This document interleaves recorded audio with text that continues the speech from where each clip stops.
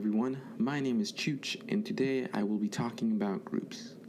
I learned about groups in my Abstract Algebra 1 class, and I feel confident that I, being an undergraduate mathematics major, am able to give an extended definition for it.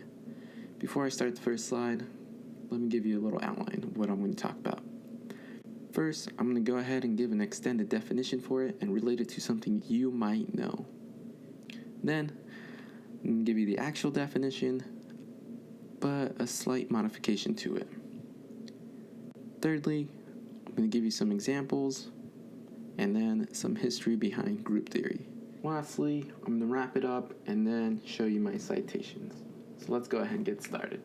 In high school algebra, you probably were taught how to use multiplication, addition, subtraction, division, and about balancing equations. But what makes that possible? How could we generalize that? How could we apply those concepts? Well, groups are pretty much everywhere. All that time you spent calculating is possible because of group theory.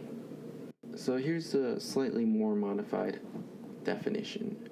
Groups contain three properties: associativity, identity, and inverses. If you can recall from middle school or even high school algebra again, this is when you can move parentheses around a bit or multiply something by 1 and get back itself. Lastly, the inverse usually refers to what we know as dividing by itself to get 1. However, us mathematicians use this thing called inverses.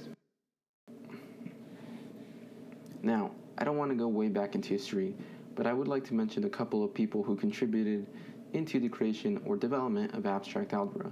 One is Niels Abel. This guy died at a very young age, 26, during the 1800s, but was able to solve a problem that mathematicians had been working on for centuries.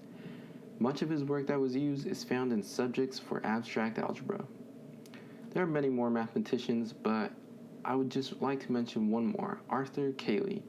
He was born in 1821 and died in 1895. He's most recognized for his notions of groups and matrices. For a specific example, the image on the right is a dihedral group which contains rotations and reflections.